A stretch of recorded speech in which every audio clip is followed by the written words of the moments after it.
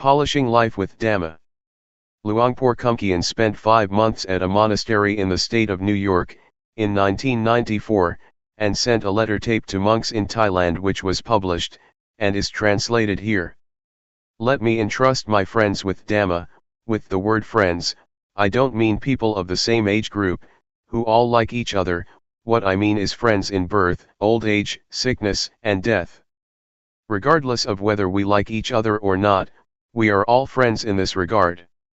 The atmosphere here at Juangyurn Monastery, Carmel, NY, is very good. It is a big forest monastery, shady, cool and peaceful, with all kinds of big and small creatures. I meet deer every day. Yesterday, I saw a mother with young twins. Lovely. They walked up to me, as I sat still. They passed me by, about 8 meters away. I didn't make a move. They came quite close and watched me. They seemed astounded and stamped their feet. It was good fun. The weather is nice and cool, it is comfortable. The forest is big, all just big trees. It is extremely suitable for meditation. I have never come across a place as suitable as this one. When I think about practicing, I do think about my friends. In Thailand, that means Khong Ka Mountain Monastery, and Akarliko Forest Garden, which are places that are used for practicing meditation. The foremost knowledge of human beings. The knowledge of meditation is an important knowledge, it is the foremost knowledge of human beings. If we human beings don't study about meditation, our life does not have value and there will be problems throughout our lives. Our lives as human beings are the results of the past. Much information has been accumulated, it's a complete mess. There is both right and wrong, foolishness and delusion in the body and the mind.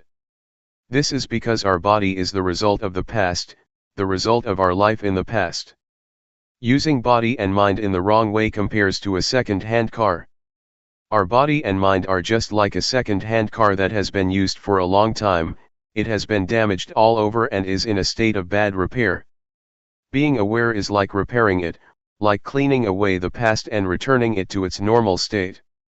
Awareness is like a garage for fixing up life, and bringing the body and mind back to normal. This is called meditation. Meditation is making things better, it doesn't mean reciting a mantra, meditation is fixing things up. Making the body and mind better, more normal. Whatever is not normal is cleaned up and discarded. What remains is normality, this is meditation. The method of meditation. The method of developing meditation, especially the method of developing awareness as taught by Luangpor Teean, is a way that is straight, it is a shortcut, it is extremely appropriate. I have never heard of anybody teaching like this. Previously, I studied all about meditation, I practiced with closed eyes and recited a mantra, until the mind became still and peaceful. I would sit in peace for 1 or 2 hours, I was attached to the peace and happiness. Sometimes, visions would appear, sometimes I would use magical verses or imagination to help the meditation. I played with these visions and imaginations but I was attached to the peace and happiness. I valued it highly and cherished it a lot, I dearly loved the peacefulness. Wherever I went, I would think about it. When I was in the fields, I would think about my meditation room, I wanted to sit in peace. Some days I really had an appetite to meditate, as soon as I got home I would have dinner and go into the meditation room, before I had sat down properly, I was already peaceful. It would happen in an instant. It was bliss. I practiced like this for over 10 years. I was stuck. I thought that I was doing the right thing, but when I met Luangpor Teean, I was told to sit with eyes open, to make movements, to be aware and to be diligent in knowing. A strange teaching. Sometimes, I couldn't accept it and I didn't like to make movements with the hands and arms, it wasn't as good as sitting there in peace. When I first trained myself with Luangpor Teean, there was conflict and I had lots of reasons for it too. But as soon as I determined to train, and practiced a lot, things became clear. This is building up the quality of knowing, it's not thinking, it's not sitting there being peaceful. The eyes are open, so one is aware. Be aware a lot. This is a straight method, it goes straight to awareness. Awareness is the development of the Dhamma, and this is the way to have lots of awareness. This has nothing to do with reciting words inwardly. Meditation is to build up much awareness. To develop means to do it a lot, to have a lot of awareness. This is how I understand it. Before there was peace, I used the method of recitation, but recitation, whatever word it may be that one uses, is not meditation. Real life is the present. Meditation means to be diligent in knowing, knowing directly, in a straight way. The things to be known are there, the body, for example, is an object to be known. Why is it that we must always focus on knowing? Because our minds instinctively rush out ahead and rush backwards, there is just future and past. For this reason we create movements in the various postures, all the time, in order to be now. Now is what real life is. Real life is now. So we practice with that. Go inwards with the quality of knowing. Directly and straightly. Know meticulously. Make it very clear, don't let there be vagueness.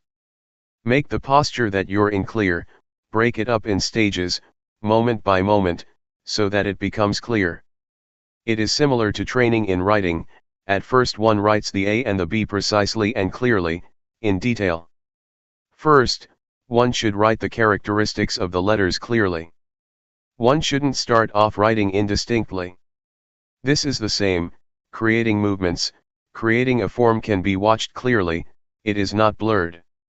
When we watch the breath, sometimes, we fall asleep, it's easy to lose oneself in it. And closing the eyes makes matters even worse. It is not natural to close the eyes, and so one drops off to sleep even faster. In making movements with the arms and hands, we don't close our eyes.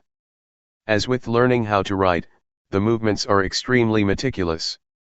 The knowing enters into the movements, in the most direct and straight way. On watching the body one sees the mind. On watching thought one sees Dhamma.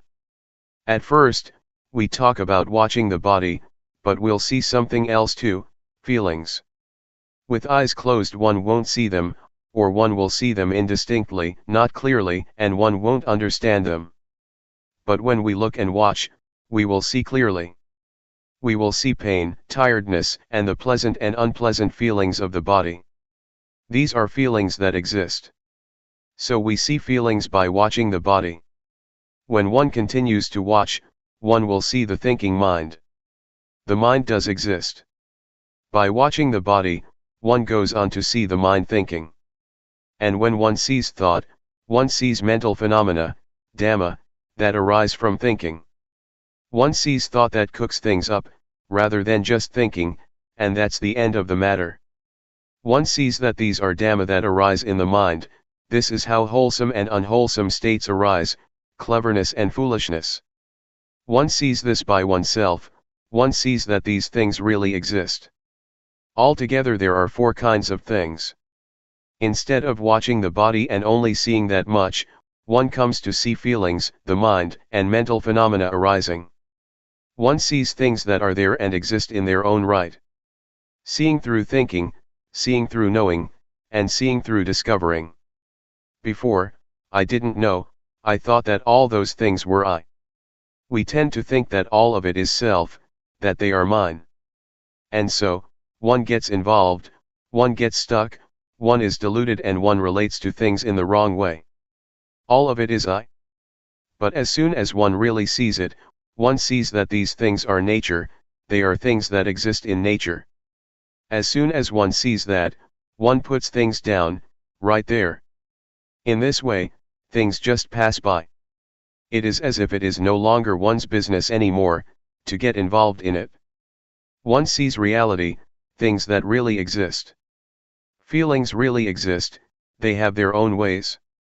The mind that thinks is one thing, that which knows and sees is another thing.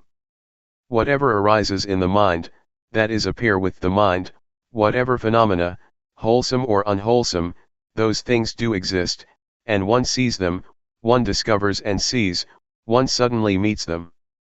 Having discovered them, one passes them now. We can say what they are, that they are this and that, and we can pass on. We watch with awareness, we watch continuously, we watch the body continuously, we are aware of the body incessantly. When we watch, we see. Sometimes, we watch the body and we see thought. The movements are one thing, thoughts going out, are another thing, and awareness is still another thing. When one looks, that's the way it is. It is comparable to there being three separate things: 1. Awareness, 2. The movements, 3. Thoughts going out. When one watches a lot, one sees, one's vision becomes sharp. The state of watching develops and grows, it knows and it sees. It is quick, swift, it keeps up with things. This kind of eye knows in time, it knows in time what's happening. One keeps watching, and the awareness that is abreast of things suddenly makes a discovery. It is seeing through discovering, not seeing through thinking or seeing through knowing. Seeing through knowing and seeing through discovering is different. Seeing through thinking is far apart, seeing through knowing comes a bit closer, but seeing through discovering meets things in an immediate way. The posture of sitting and the movements we make, are solid objects, they are rupa, rupa dhamma, physical phenomena. What orders the body to get up, sit down, walk and move, are nama dhamma, mental phenomena. In other words, it is the mind that knows things. In actuality, these things are nothing other than just the body and the mind. Body-mind, rupa nama.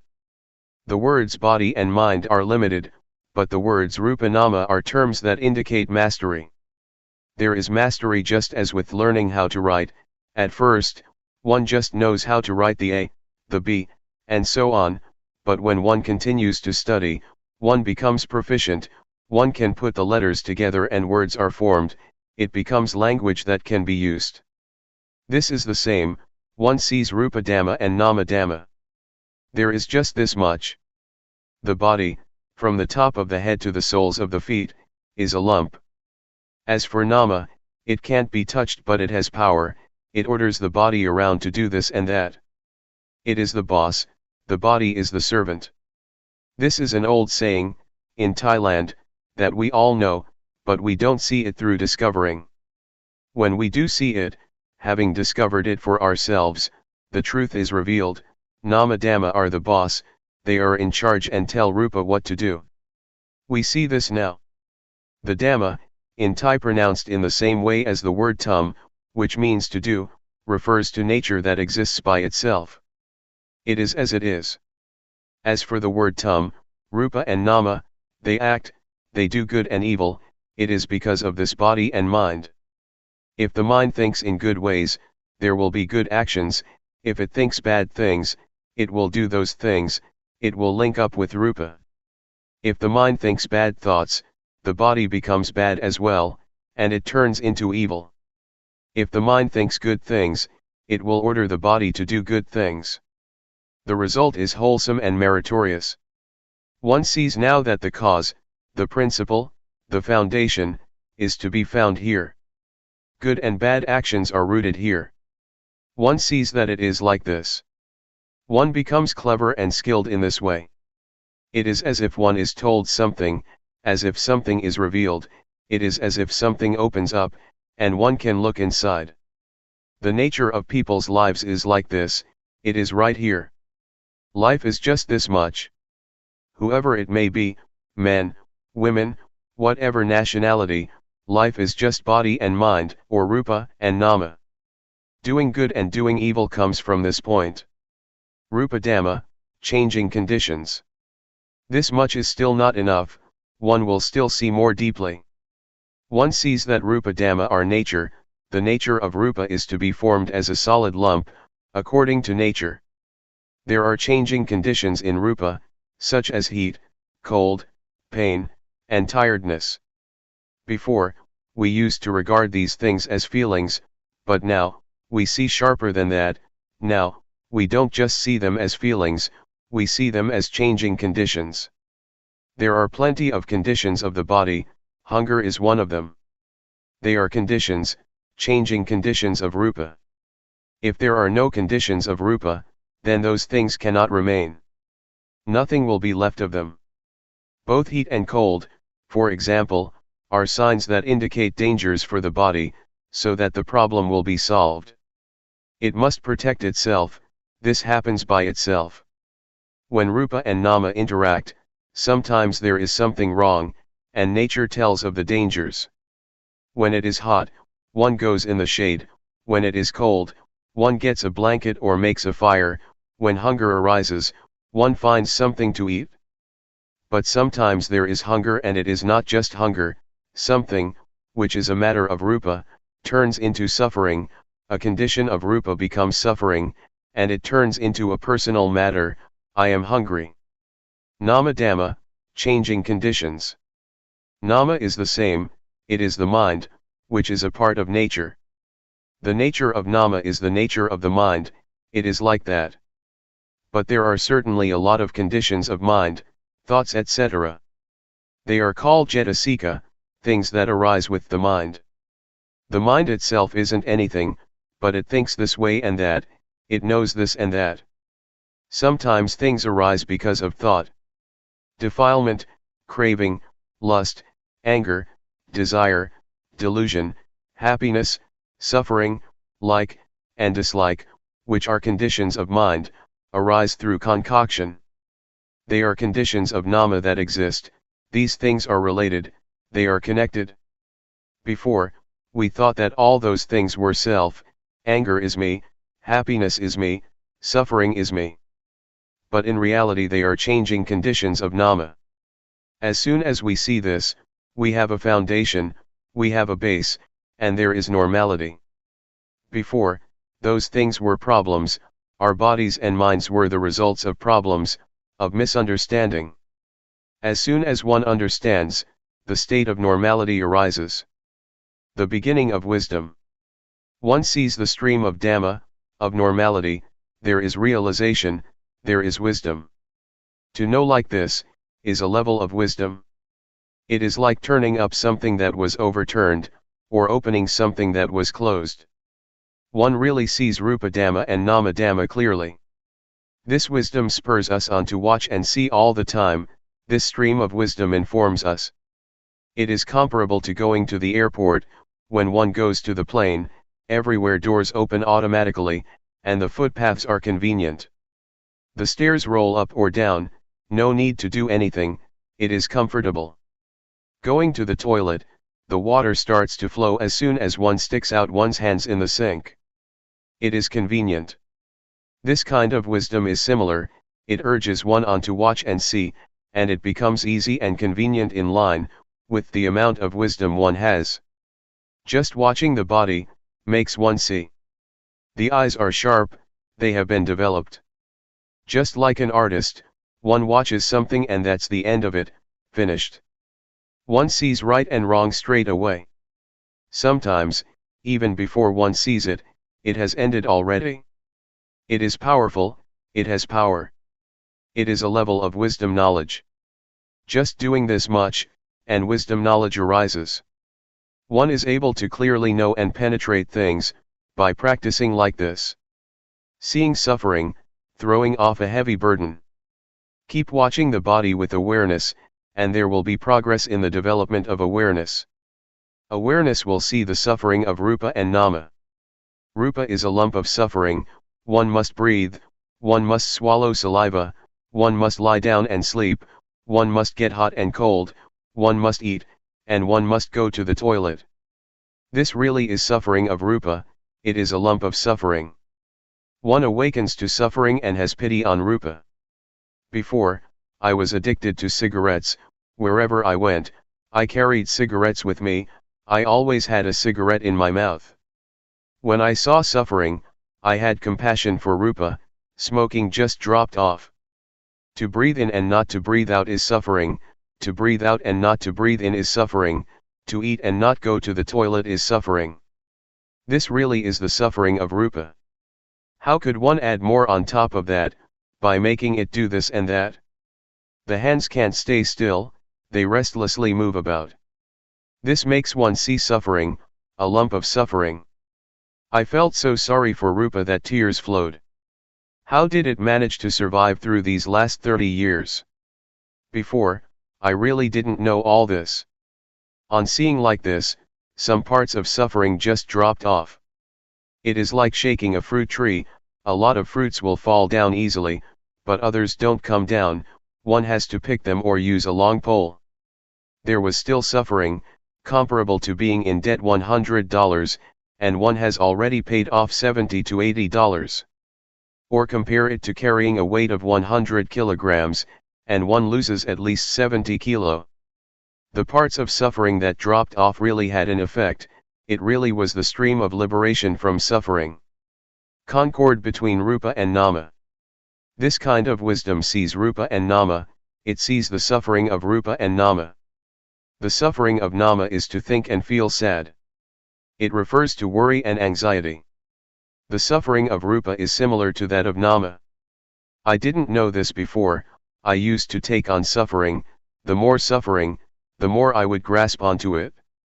Suffering would stay with me the whole day, sometimes a few days. I would create it with thought. I would think to myself, he insulted me, he always does that, I'm not going to give in, and so on. These kinds of thoughts are like rubbish, they are stains in the body and the mind. They are the results of information that is not to one's liking.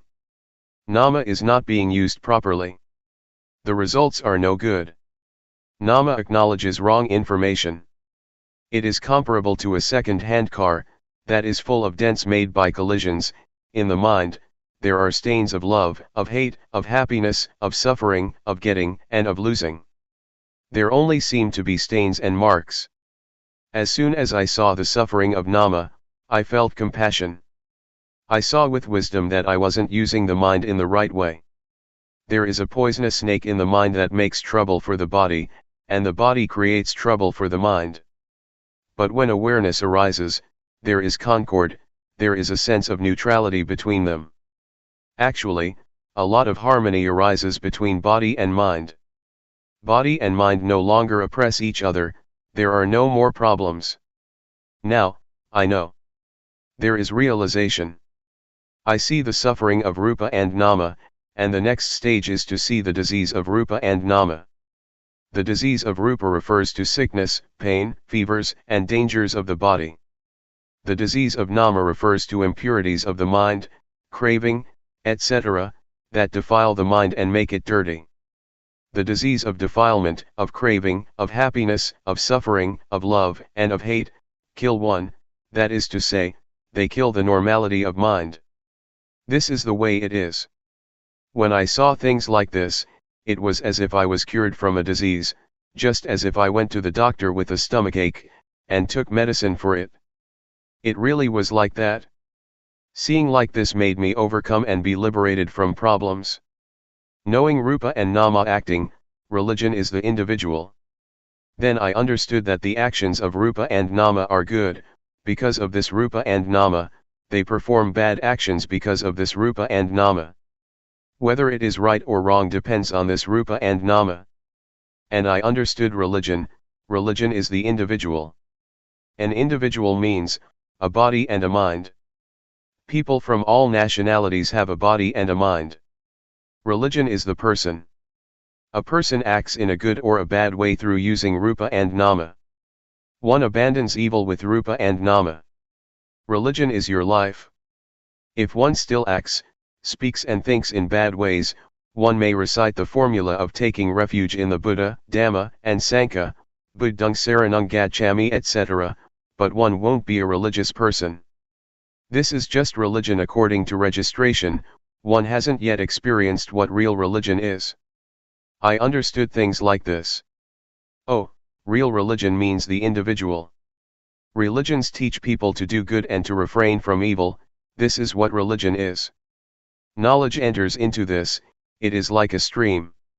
One keeps reviewing things, such as Rupa Dhamma and Nama Dhamma. One sees the conditions of Rupa and Nama.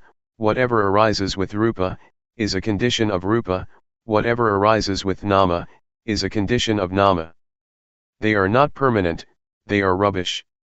Before, I grasped them, grabbed hold of them, I clung to conditions as being self, heat was self, cold was self, hunger was self. Before, I took those things and made them into a problem, I made all those things into suffering. Actually, it is good to be hungry, one should be thankful to hunger. Heat is the same and so is cold. If there was no hunger, things would become impossible, one would die. Before, I took it to be suffering, but when I knew like this, I felt grateful. This is not a matter to suffer over, it is just as it is. One sees the conditions of Nama in the same way, anger and suffering are things to throw out. Seeing the three characteristics. One sees that those things are not permanent, one sees the three characteristics. Seeing the three characteristics is like having a magic eye. The magic eye arises, and the three characteristics appear like a garbage bin. The conditions of Rupa and Nama are like rubbish that one throws in the rubbish bin. This is the way it is. If you don't see this yet, then remember this, so that you will be able to use it when the time comes. When there is anger, then regard anger as impermanent, likewise with suffering, suffering in the mind is not permanent. Throw them in the rubbish bin. Deposit them with the three characteristics, hand them over to the three characteristics. Before, there was lots of rubbish all over the place, it was the result of the past, it was second-hand stuff. When one throws these things away, it becomes cleaned up. On seeing what religion is, it is like being liberated from this mess. All this accumulated stuff gradually drops off. This is really the way it is. One sees that religion is the individual, and one sees that the three characteristics are not just concepts in a book, one sees them in the body and the mind. The three characteristics are not mere words, one can't explain them. The words to see, point to actually seeing things that really exist. On seeing, one is liberated, it is similar to having a shower, one becomes really clean and pure. How do you feel when you haven't had a shower yet? It feels sticky and messy, doesn't it?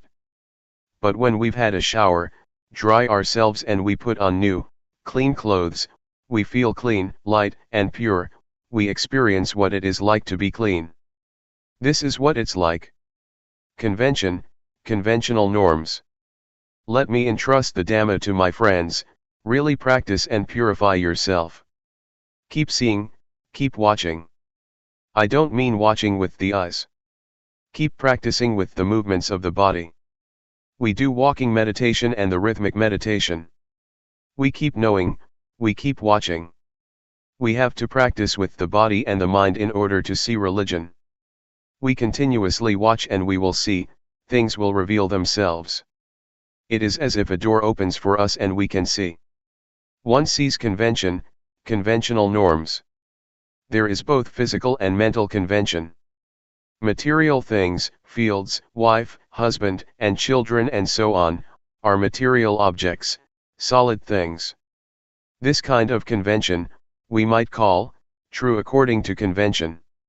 Mental convention is thought that gives value to things, as good, not good, likable, not likable, etc.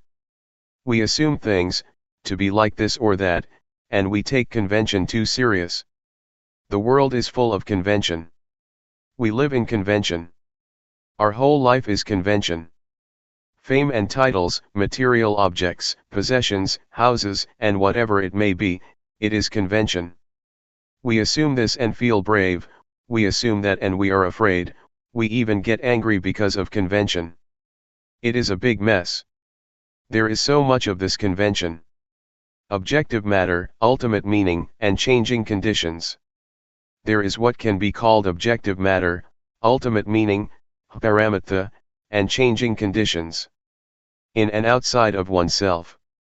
Trees, mountains, the earth, the sky, and the weather, are examples of the external. We create them through convention. Originally, they are just nature, and then we go and assume them to be this and that. Internally, there are suppositions of flesh, skin, hair, and so on. The eye, ear, nose, tongue, body, mind, and their interactions with form, sound, smell, taste, etc., are a kind of objective matter. Both internally and externally, there is objective matter, ultimate meaning, and changing conditions. Many of them are connected with living beings and their lives, the world is full of them. This is what one realizes and comes to know, one understands and sees convention. Before, I depended on thought to create magical verses, to create what is good, what is wrong, and I even created merit by using thought. In the past, I created all merit from outside, by thinking. Sometimes I would think to get something good from other people, or from material things. I took refuge in external things, such as charms and talisman. I would do good actions and make merit depending on others, thinking that others would be able to give me merit, believing that to do like this and that would be meritorious. It's just thought. It's convention. The various conditions and magical chants are, nothing but, convention. I didn't know this before, but when I understood convention, all this magical stuff lost its allure. Before, as a magical healer, I used to teach people to depend on me, but now I must look after myself. One does what is good and what is bad by oneself. I don't get lost, convention doesn't fool me anymore. Now, for me, all words, all abuse, is just convention, praise as well as blame. It is convention that people use, but we go and take it serious. When those things are on top of us, they can control our minds. As soon as I understood this, I suddenly felt so light. This knowledge is very expansive, it is like something opening up and seeing the scenery. One watches and one really sees, on seeing the truth the mind becomes good. It's not just gladness, it is goodness. The expressway, the freeway. Sitting here, a deer comes up to me. It is watching me. The weather is just great at Carmel, USA. The atmosphere is good, the state of watching is fluent, it is very convenient. One watches all the way from the beginning. One sees, starting with the body and then the feelings. It is an eye, a magic eye, it watches and watches.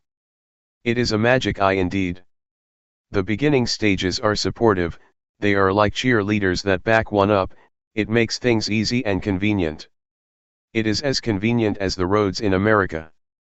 It is like a freeway, a highway, there are no traffic jams, one can always keep going, one passes easily and doesn't get stuck. These freeways are very big, 8 lanes on each side, and they don't drive slowly, as in Thailand. At least 100 kilometers an hour. But one has to be careful of wild deer, they put up signs, watch out for wild deer crossing the road. One day, as I was sitting in a car going to Long Island, I saw nothing but forest for 3 hours, and I saw a car that had collided with a deer. They've made signs of a wild deer crossing the road, they don't have signs of cows and buffaloes, as in Thailand. Their freeways sure are big and wide. If one practices in the right way, it is convenient. It is right view. When right view arises, everything becomes easy. One can go on, go through. It is like that from the beginning, one steps on the right path and things become fluent, the mind is in a good state. To have the mind in a good state is to have merit. To experience the good mind, the light mind, the mind that sees reality, this is what merit is all about. Seeing like this is to close the door to the bad destinations, one is no longer foolish, one has become smart. Why get angry? One knows now. One doesn't get caught up in bad states of mind, one just watches. As awareness increases all the time, one becomes more and more skilled in it and fluent, even though it is the same old awareness. When we do something, often, it can become an art. A craftsman uses his old saw or knife, but he is skilled and gets better and better. If we were to use his saw or knife, we couldn't do the things he can. It is an art. Athletes are the same, they play for a long time and they become artists, they are fluent and they can be champions. A boxer, for example, when he trains for a long time, can win. Knowing the beginning stages is like a cheerleading team, it gives support to make progress and not to regress. Seeing thought, being a human being. If one practices in the right way and there is right view, right aspiration will arise, and then right action, right effort, and so on. Energy arises and one will see things continuously. One watches and watches and watches. And suddenly, one will see thought. When one sees thought, it happens accidentally. Before, one saw it also, from the beginning of seeing the mind, seeing Dhamma, seeing Rupa Nama is the same. But now, one is suddenly confronted with thought, one really sees it, one sees thought. Before, one saw it too, but not clearly. It was indistinct, one saw it as a stream. But now, one really sees it clearly, one really contacts it. It is hard to express. Thought is something gross, something unjust. On seeing thought, one doesn't just see it and that's all. As soon as one sees thought, the thought collapses, the grossness, and its not being just, cease to be. The unintentional thought stops, it comes to an end. Before, we didn't know thought, but when we see it, the mind rises up. Of this one might say, one has now become a human being. The mind is on a higher level than before, there is a victory. There is no burden, it has put it down. That's what it feels like. It really is hard to describe. I'm now talking about it too fast. Before one has such an experience, it takes quite a while, many days or many months. One knows incessantly and the mind progressively rises higher. One could talk in terms of the mind rising up, or in terms of the mind being purified, being cleaned. When one sees thought, one realizes that one is now a human being. Being a human being is this, it is this state. One sees and understands what angels are, they are not anywhere out there. To be an angel is to have a sense of shame of wrongdoing, one can under no circumstances, do, speak, or think evil things. The body, as well as speech and the mind are clean. This is what it means to be an angel. To have a sense of shame to do what is bad, is something that others cannot see. But one sees it oneself. Before, the mind could think whatever it liked, all sorts of crazy and wrong thoughts. But on seeing like this, it is as if there is virtue. One sees what angels are. I used to think that they lived in the sky, and sometimes I called for them to come and help me. Well, these days, angels are supporting me. They praise me. The door to the realm of the hungry ghosts, hell beings, thick-headed demons, and the animal realm has been closed for sure. I can guarantee that I won't get reborn in any of those realms. Now, the mind is as high as the mind of an angel, a Brahma god or a divine being. Oh, a human being is like this. The Buddha said that to be born as a human being is a great gain, it is an excellent thing. Integrated virtue, knowing the path to follow. One can stand on one's own feet at this point. There is virtue now. Once there is virtue, one knows. It is the training in virtue. It is integrated virtue, the kind of virtue that goes in the direction of the paths and fruits of practice. One may as well say that there is virtue, firmness of mind and wisdom. Virtue helps, gives more energy, the power of virtue, firmness of mind and wisdom help even more. One sees and understands the path.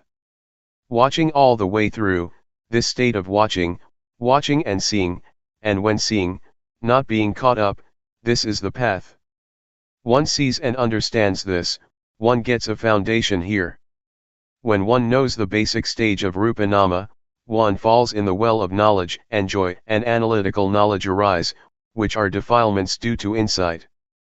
One sees Rupa Nama, then the three characteristics, convention, and one falls in the well of knowledge. There is so much reflection in the mind. But I depended on Luangpor Teean, who taught us in the mornings and evenings. He said, watch well, when you see suffering, don't be the one who suffers. When there is happiness, don't be the one who is happy. When peace arises, don't be the one who is peaceful. Know and see these things, don't get caught up in them. I got a good foundation from the beginning, it supported me. It's like a young student that goes to a good school, he or she gets support and is able to learn well. I saw the path, it has been the path all along.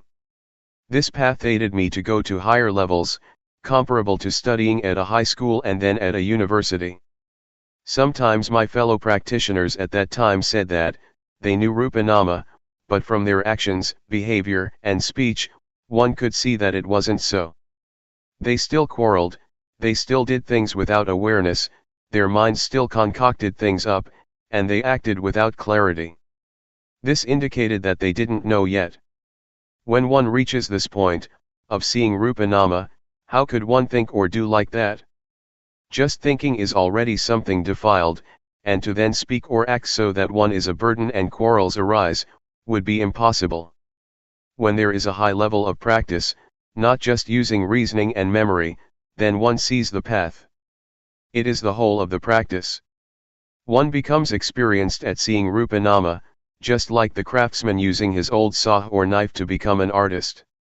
When one is fluent, this is the path, it is the whole of the practice.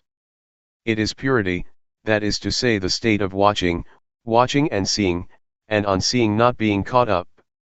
This is purity, it is the highest virtue, the highest firmness of mind and the highest wisdom.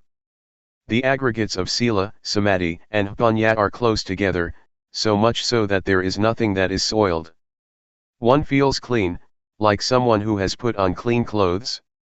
One won't let anything soil one's clean clothes. Stains will be seen clearly because one's clothes are clean, and so dirt and dust can't remain, it will be brushed off immediately. The diamond of the Dhamma, being a noble one. To look inward is a diamond, it really is a diamond. It is the diamond of the Dhamma. I rarely talk about this. Wherever I go, I talk about being the watcher, watching and seeing, and on seeing not to be. This is the direct way to destroy identification with conditions. This is the diamond that melts down or drills a hole in the fetters. How can the ego remain?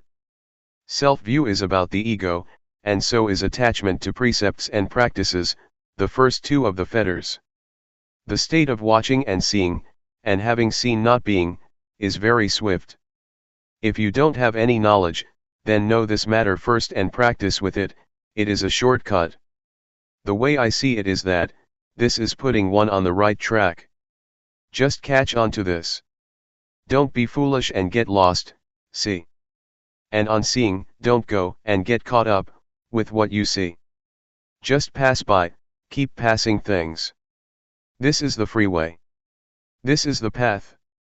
It is the most convenient for practicing, one doesn't waste time, doesn't get stuck or hooked. Don't sit with closed eyes, that's crazy. See what's there. Happiness and peace, for example, see it and pass on. Those fetters are unable to stay.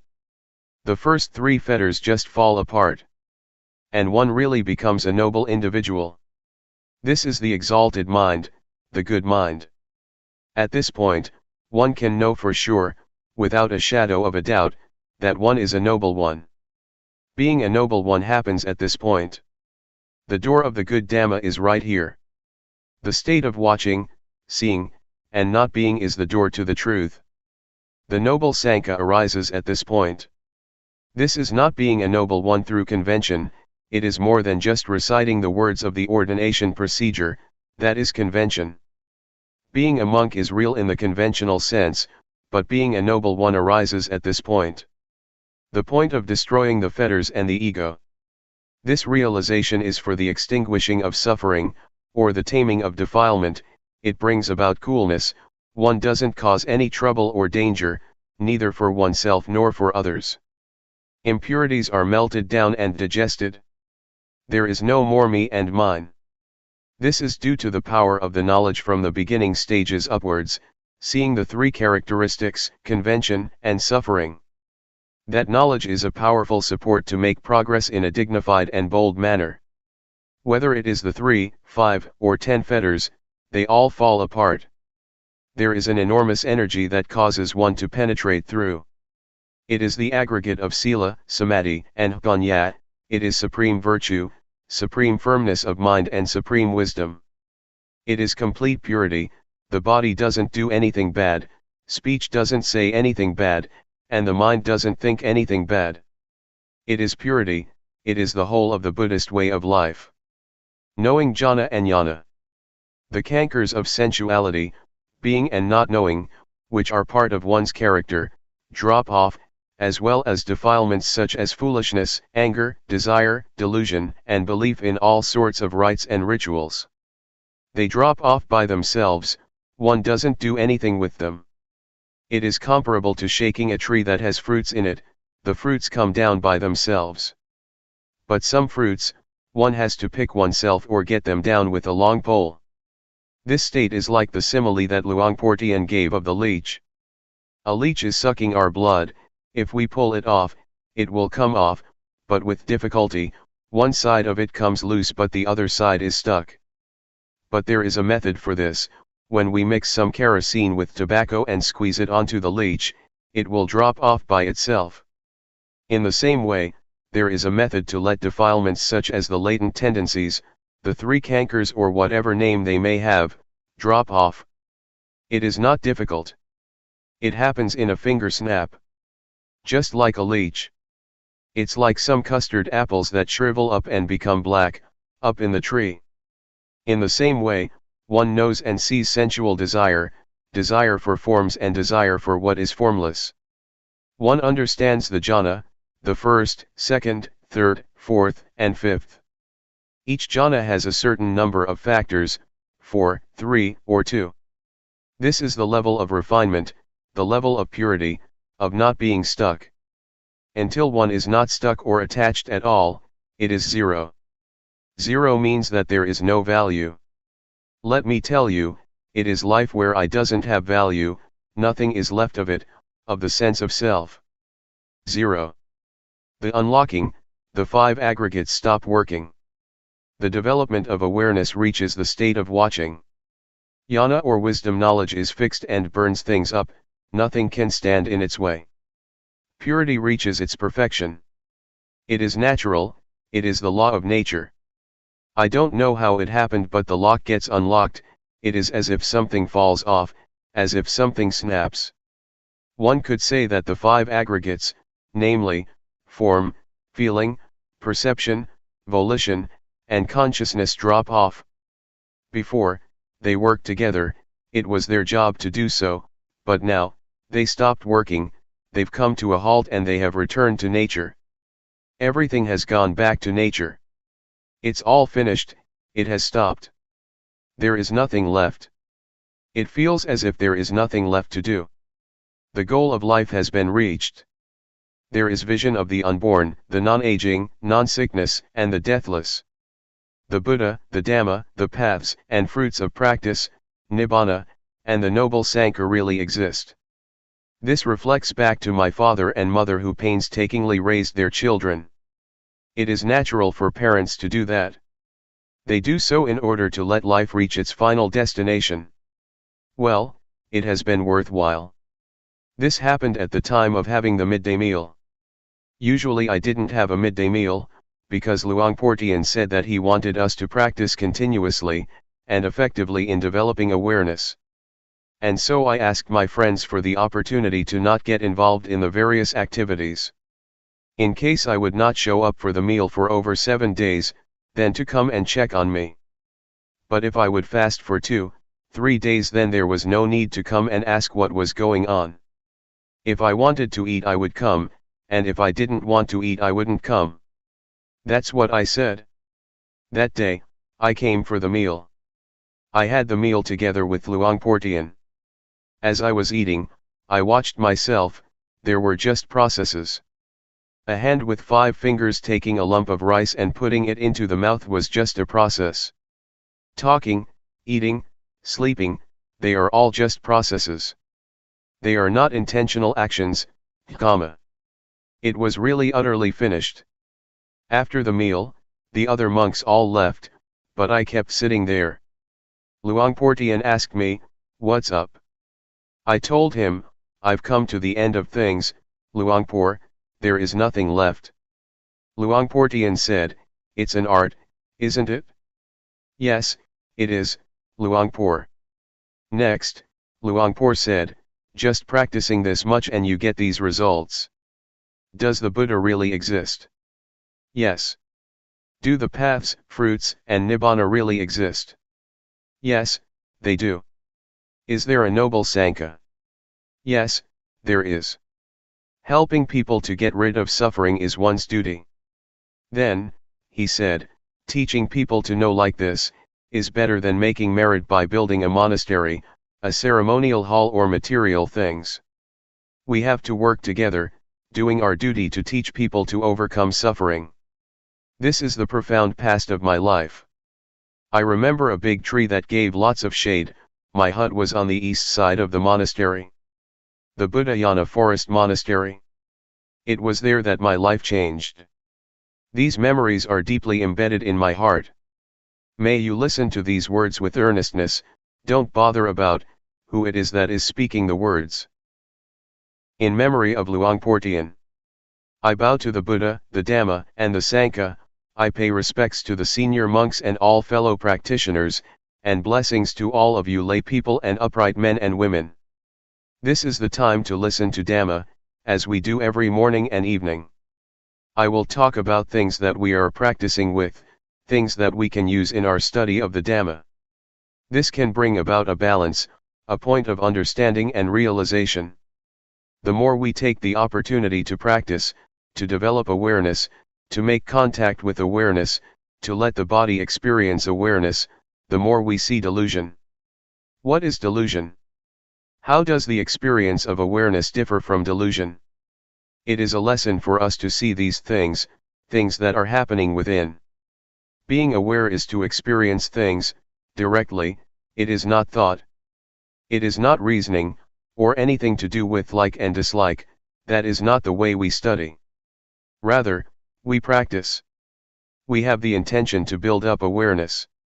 Delusion is ahead of us, but we see it clearly. Delusion can come from many causes. It can come from thought, or it may arise by way of the eye, ear, nose, body, or mind. Both internal and external conditions are involved. Delusion arises, even though that is not our intention. We see it. This state of seeing is a realization. Anything that one realizes is a matter of practicing Vipassana.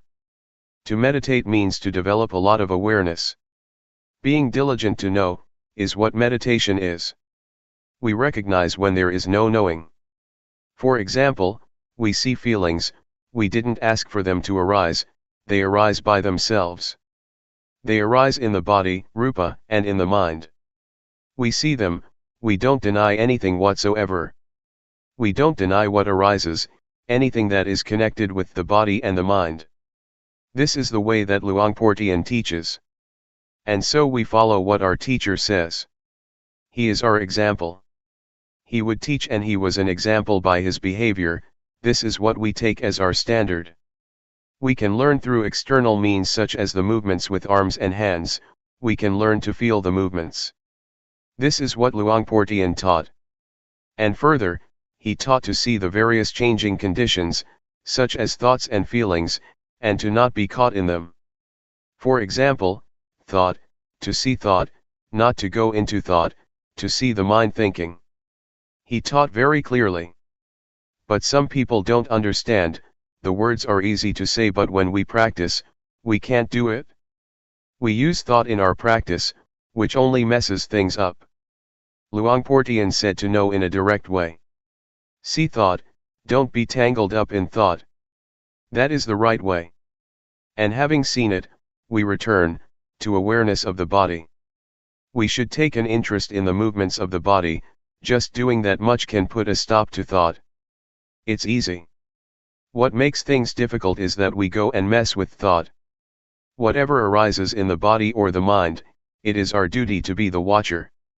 The function of awareness is to watch, not to deny anything. There are many things to watch, so we shouldn't get carried away with things. Somebody who practices according to Luangpor Teean's method of being aware of bodily movements, is one who has steadiness and clarity within. To make a mess by thinking a lot, using reasoning, figuring out what is right and wrong, and following one's likes and dislike, is not the way. Practice directly, just be interested in this one thing. Awareness. Fix on the movements. It is not hard to be aware, actually, it's easier than being caught in things. Any sensation in the body will do, and one will be able to catch the feeling of awareness. Make yourself skilled in being aware of the body, it is a training. But make it clear, to know clearly is the first step, do it the right way and see clearly. For example, we put our hands on the knees. We really know that our hands are on the knees.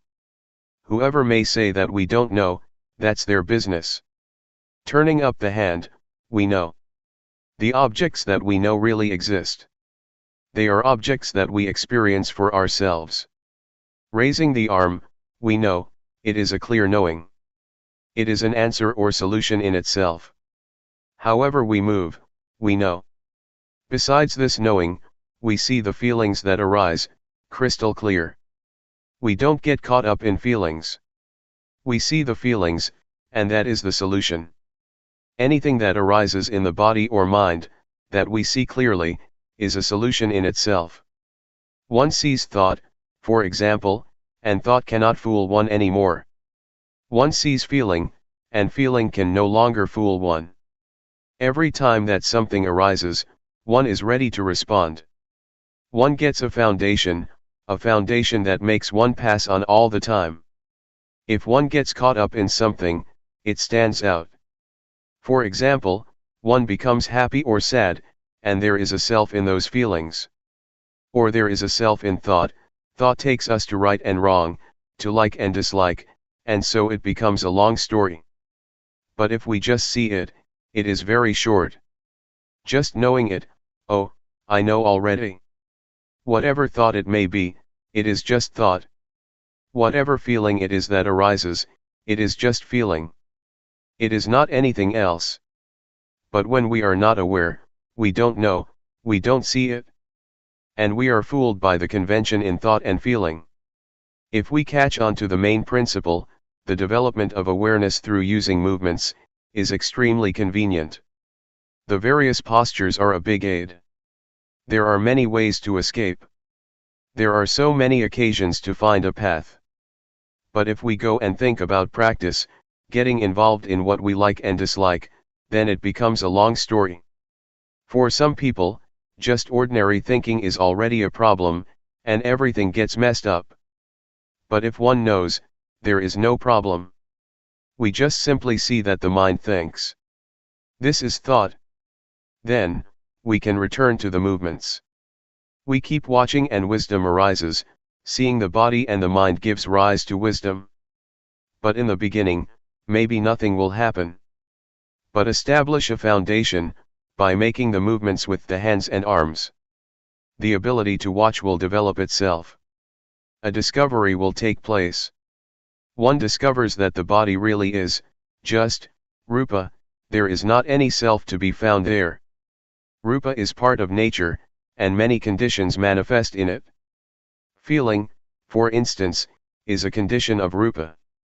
Heat, cold, pain, and hunger, are conditions of rupa, and so we solve these problems. Once we have a foundation and we see that they are conditions of rupa, we become skilled. Nothing is concealed for us any longer. The various conditions line up to show us what they are. They reveal themselves. One knows all about rupa now.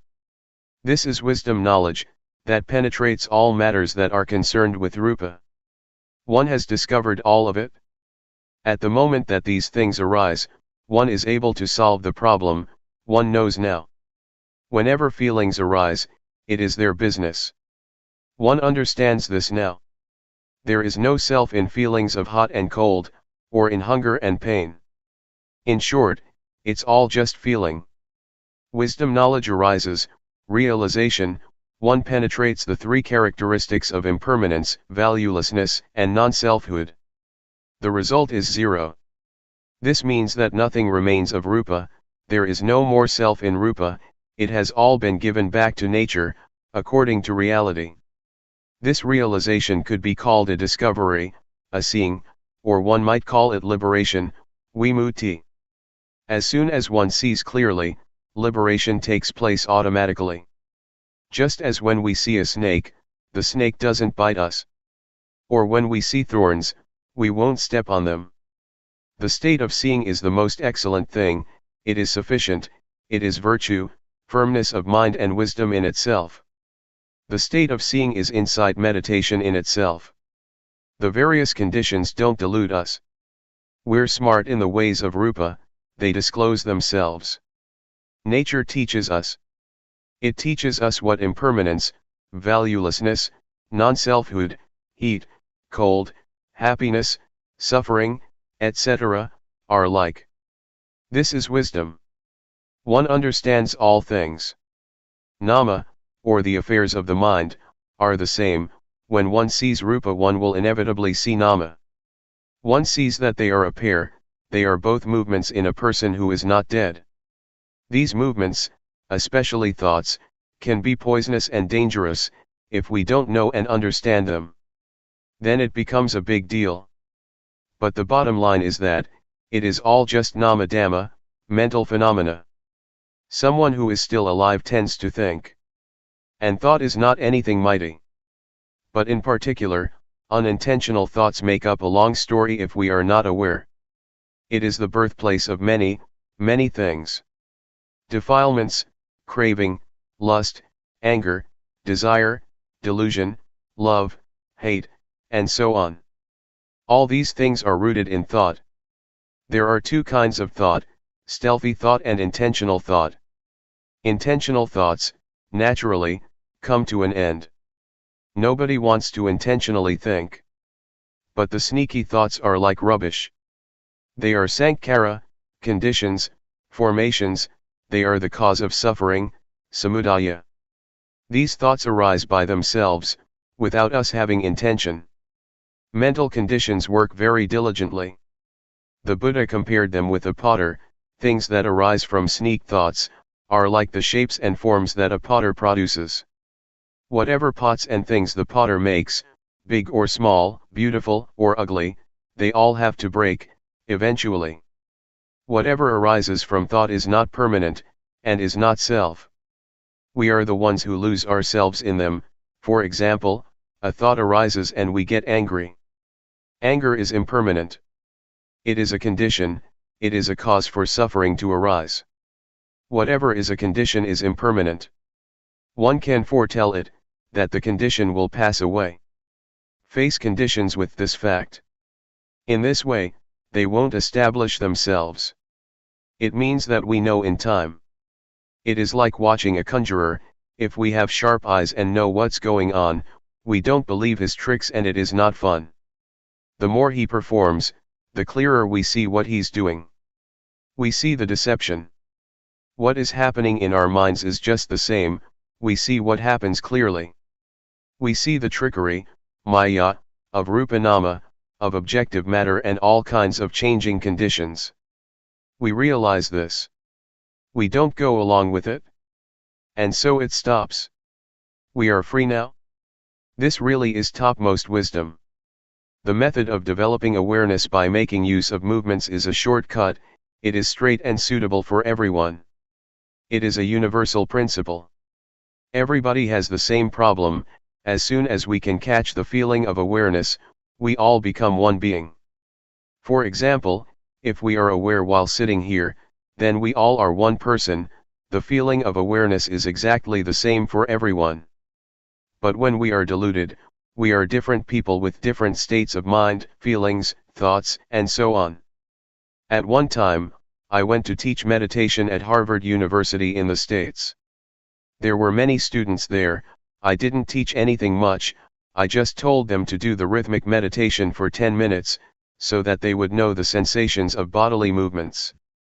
When they stopped, I asked, "Just now, where were you?" Many of them answered that they were with awareness. When we are with awareness, we are one, we are the same. This is something that is possible. We are then beyond sex, nationality, and language. Among the people who were practicing, there were Chinese, Thais, Cambodians, and many other nationalities. They were all very clever students. This is one of the most famous universities in the world.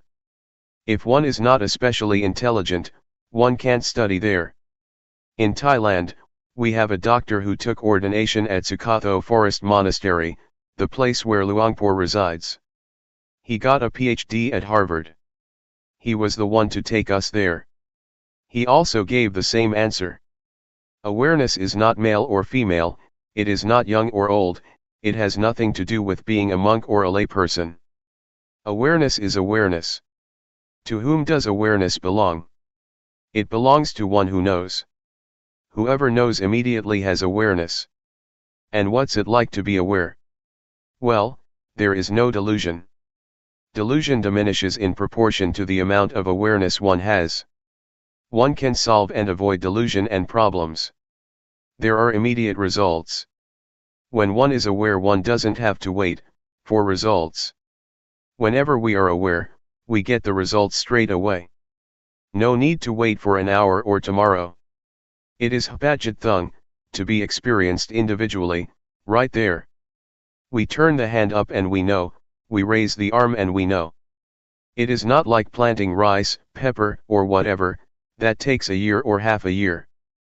But with developing awareness, one gets results immediately. Whoever is very diligent will get lots of results. But some people seem to be diligent in getting deluded. This tends to happen because when we start focusing on awareness, thoughts are pushed to the surface. This deludes us in all sorts of ways. So try to make awareness crystal clear. Don't let it be 50% awareness and 50% delusion. In developing awareness, one needs to stay with things and to make things clear. No matter what it is that we're training in, be in time and make it clear. Whether it is science, art, handicraft, or meditation, if we keep up with it and follow it through, we will understand. Sometimes one can even know beforehand. Knowledge about meditation is the same as other kinds of knowledge. Try to make it very clear. One half of awareness and one half of delusion is no good. Some people are caught up in a lot of things while doing the rhythmic meditation. Some people even chat and joke with others while practicing meditation. They just perfunctorily make the movements. There is no intention and no attention. This is not meditation, and there won't be results. We have to add intention to the movements. We have to be attentive in order to know. This is called making effort. When delusion arises, we pay attention, so that the knowing arises. This is putting forth effort. Effort means to have the attention, to always be aware. The attention that makes one know all the time could be called samadhi, firmness of mind. When there is delusion and one makes effort to know, one changes delusion into knowing. This is called wisdom. Sila, samadhi, and panya, all come together at this point. If we start off in the right way, we'll do just fine and it won't take long. But if we don't start off in the right way, we'll be confused and unclear. Even sleepiness is a big problem for some people, or restlessness. One girl said to me, "Oh, today, it was a real hassle, I had so many thoughts." If we practice in the right way, it's not like that. We can solve it in a finger snap.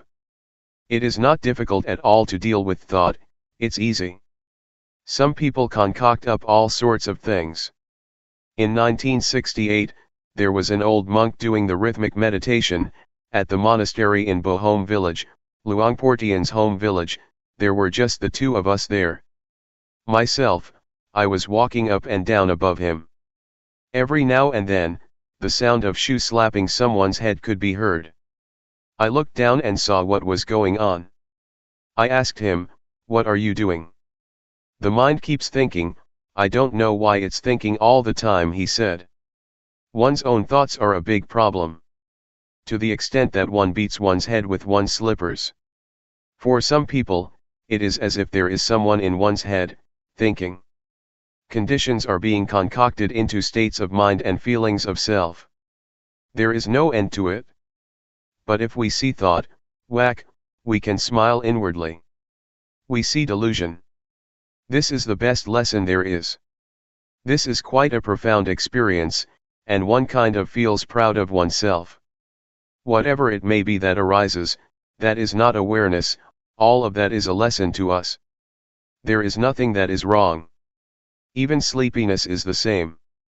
Some people won't do anything about it, they immerse in drowsiness and nod in all directions. When they close their eyes, they'll just fall asleep. They are stuck in that state forever. But when we take a good look at sleepiness, there is nothing difficult about it.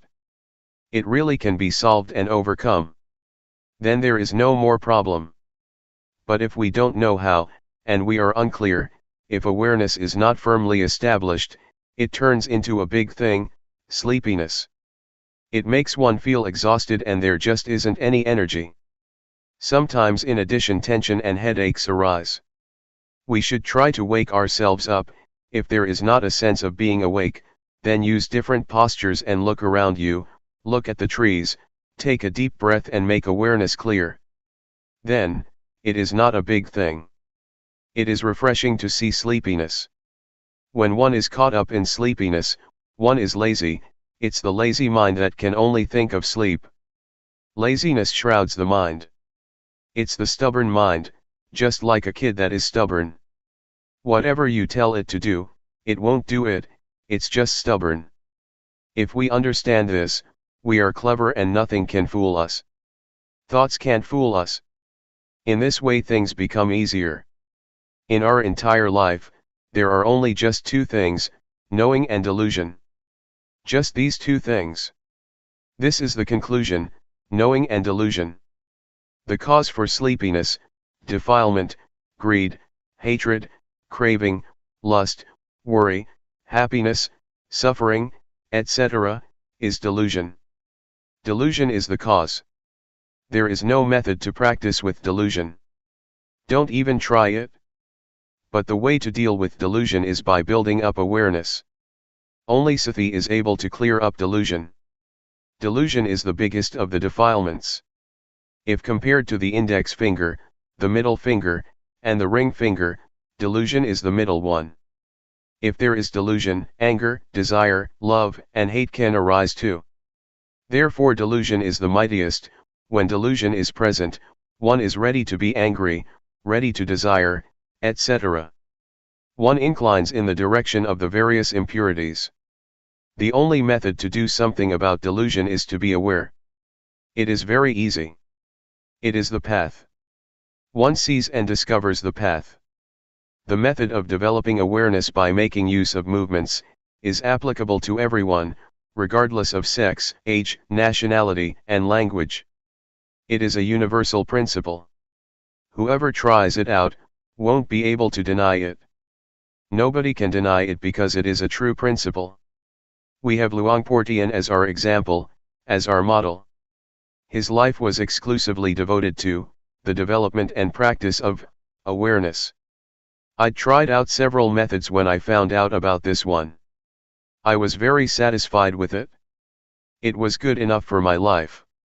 One time some Westerners that were teaching their religion came to the place where I was teaching in the USA, together with their students.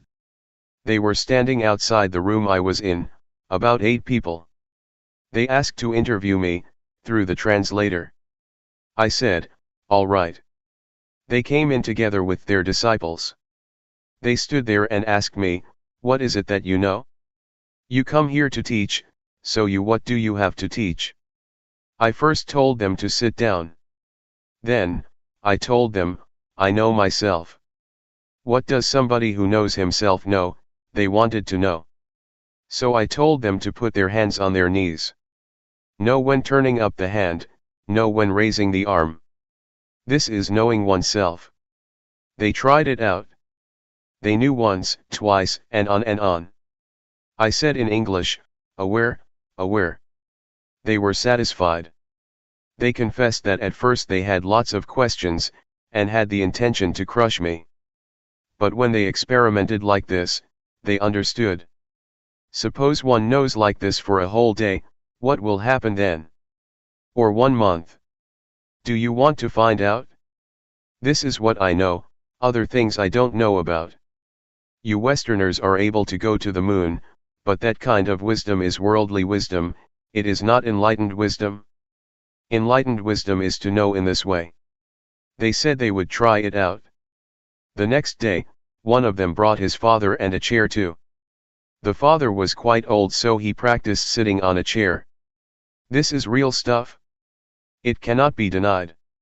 We don't have to waste time. This is a true principle of life. Everybody who is sitting here has a body, rupa, we're all the same in this respect. There are feelings, heat, cold, pain, hunger, etc. For example, the condition of the weather in this monastery, we all experience in the same way, it's a little bit cool. The weather here is not the same as in Buriram province, where I was yesterday. It was really hot there, I was sweating all the time. But here it's really nice and cool, refreshing. The cold or hunger, we experience in the same way. Pain, also, is the same for us all. But are we keen-eyed enough to let wisdom arise?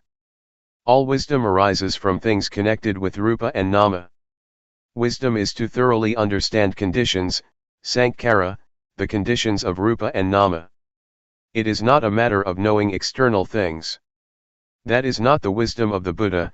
The wisdom of the Buddha is to know like this. The wisdom of the Buddha knows about liberation and how to not suffer. No need to mention things like ceremonies and rituals. What is important is to have this kind of knowledge. This is what Luangpor Teean teaches us. Regardless of what kind of person you may be, it is the same for everyone. Awareness is not male or female, and it doesn't matter whether you are a monk or a layperson. It is the same quality of knowing. It is not as if awareness of a monk is one thing, and awareness of a layperson is another. This is the principle of being one, of all life. There are no exceptions. It is not a sect, it doesn't belong to a certain nationality, nor is it connected with any language. It is one and the same for everyone. Nobody can deny that. One shouldn't differentiate between Christianity, Islam, and Buddhism. Or divide people into this and that sect. That's not right. When anybody has this quality of knowing, one immediately experiences the universality of awareness. But when there is delusion, many conditions can arise. One might be somebody's enemy, but when there is the knowing, never mind. The Buddha compared awareness to living with one's parents at home. Whoever is aware, is on one's father's property. One's home is a safe, comfortable, and warm place.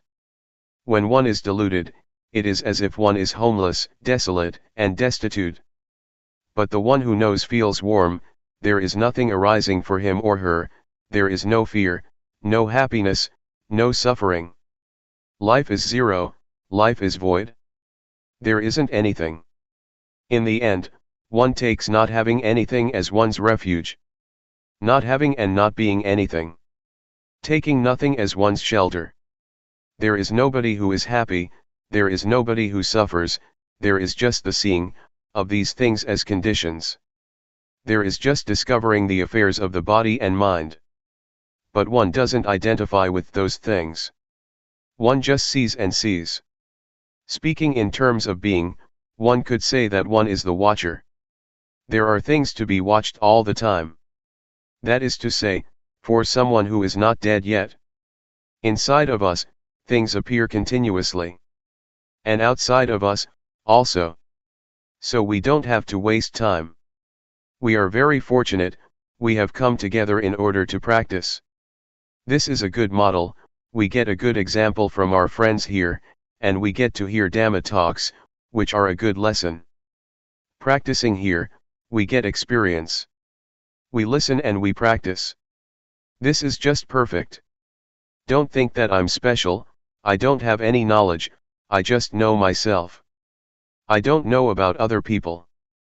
But I succeed in escaping from suffering. My birth as a human being has not been wasted. No matter how long life may last for, there won't be any problem. I stay right here, watching. Being the one who sees and watches continuously. What arises is seen all the time. I have talked about things that can be verified, it is not talk about things up in the sky. These things can be proven to be true, they can be experienced by all of you. This is the truth, this is reality. This is really studying life. Liberation is to be found right here. The method of practice is like this. We are all able to practice, without exception. I have the opportunity to meet with you, and be your spiritual friend. I don't keep still, I go from here to there. I just went to talk to students who are addicted to drugs in Buriram province. The Ministry of Education checked and found out about this drugs problem, and tries to take care of it, relying on the monastic community. So I went over to help out. It is a good thing, they are determined to practice. This practice is real. Don't go and doubt about it. This is a genuine life principle. The foundation of religion, of the overcoming of suffering, of liberation, is right here. It is to be found in every rupa and nama, i.e. in every one of us. Everybody has determination and purity of mind, the mind inclines to the right direction. May that determination and purity be the power for you, to meet the truth, Satjadhamma, that is to say the state beyond birth, aging, sickness, and death. May you all discover that in this lifetime. Dhammaroot. Throughout the time that we spend together here, may you determine to train yourself, depending on the postures of walking meditation, and rhythmic meditation while sitting. Move your hands and arms as has been instructed, and see and be aware of getting up, walking, sitting, and other movements of the body in the various postures. Fix on awareness, build up awareness and stay with awareness a lot. Be aware when your mind thinks of this and that and goes to other objects, because it will abandon the watching and seeing of the present, existing posture. Know how to put down thoughts and moods, pull yourself away, and come back to watch and see the movements of the body. Train yourself to be skilled at this point. Establish awareness properly. Take this way of practicing to be your work, depending on this body as the base. See rupa moving and see nama moving. These actions, of body and mind, are kamma, intentional. Train to see the basics of life. The first aspect of life that we will really see is rupa and nama. See it like this. Know which part is rupa and which part is nama. Rupa is this body of ours, that moves to and fro in the various postures, such as walking and sitting. Nama is feeling and thought, that which orders the body to move this way and that, it orders one to love, to be angry, to be delighted and to be sad. It orders one to go here and there. All of that is the state of nama. All of it is a movement of the mind. This is called nama acting. In reality, to get to see rupa nama and to be able to differentiate between them, takes rather a long time. This is because our minds are used to thinking, they are used to being carried away by moods. Whatever object arises, completely takes one in, a thought of anger arises and one becomes angry, whatever one indulges in, one gets overwhelmed by. But as soon as we fix on being within limits and establish awareness, those moods that used to be so powerful, now express a reaction.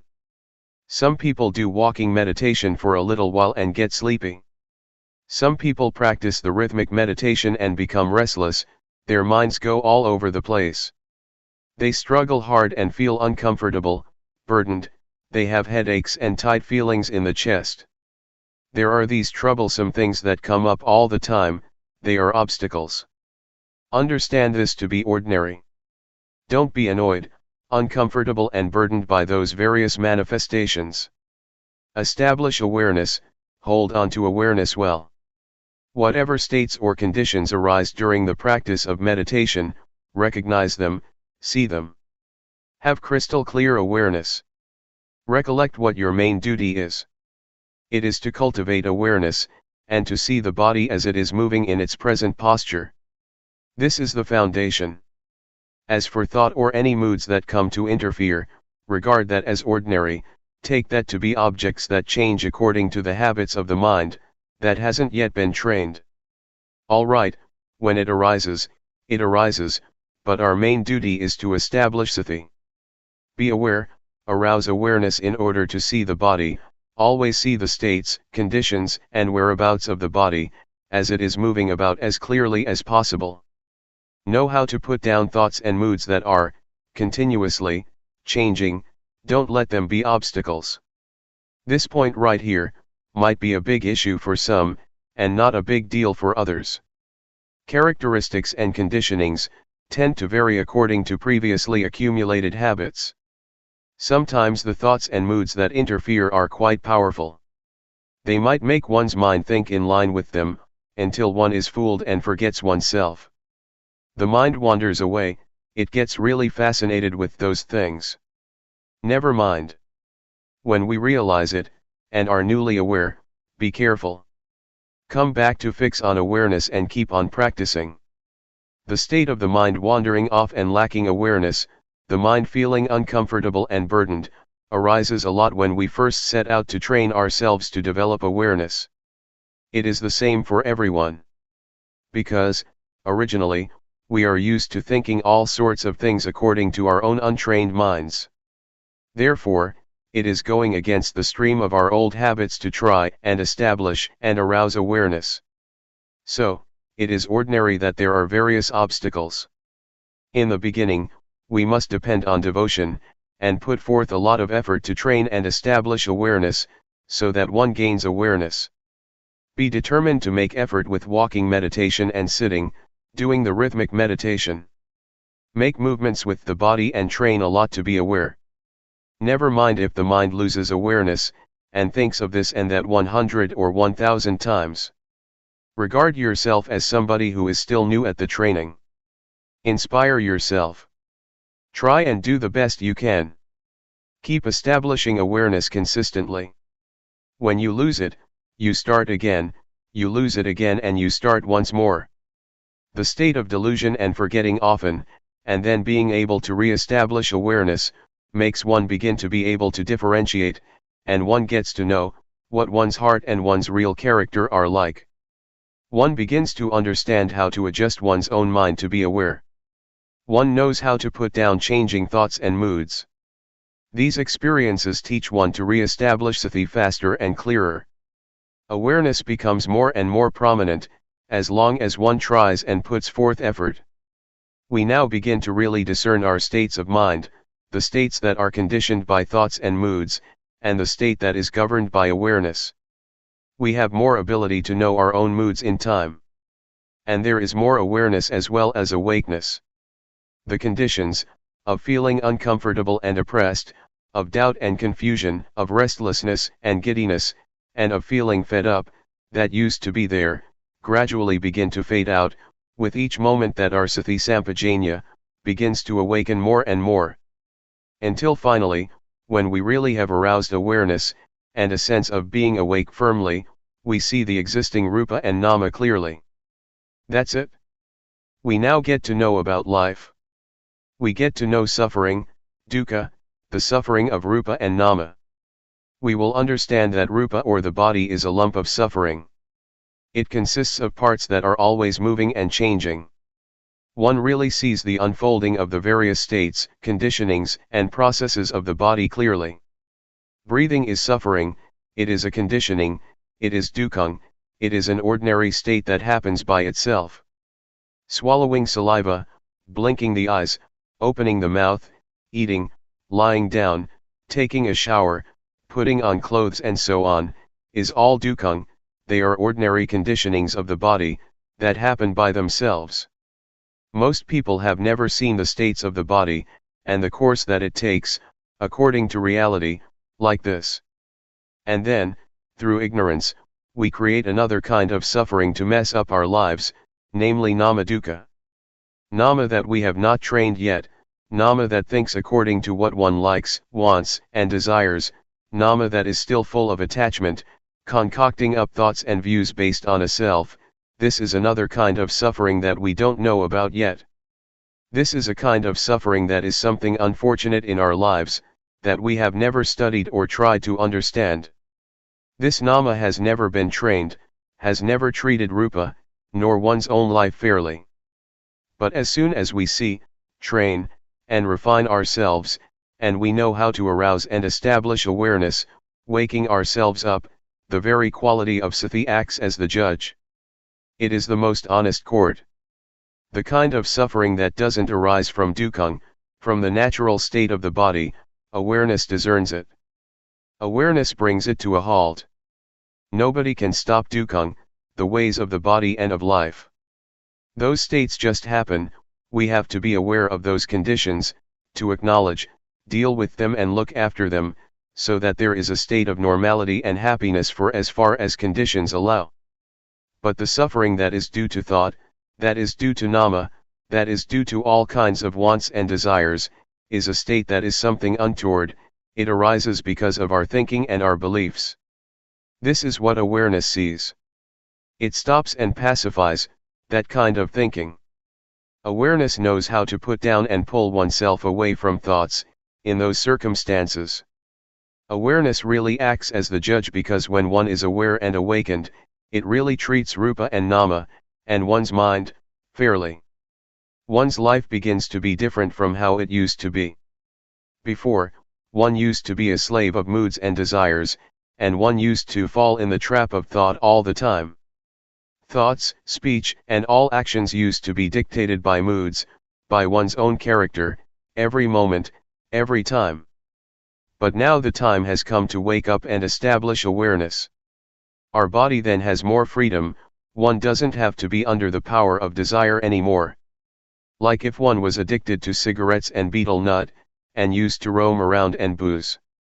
One has been a slave all the time of desires, to have and be on the sensual plane. As soon as one is awakened through sati, one abandons that sort of behavior at once. Awareness knows how to differentiate and it knows how to properly reflect. It really sees things. Oh, this clearly is suffering. How could I indulge in those things and be such a fool? The things that one used to wallow in and be intoxicated with, really drop off our minds.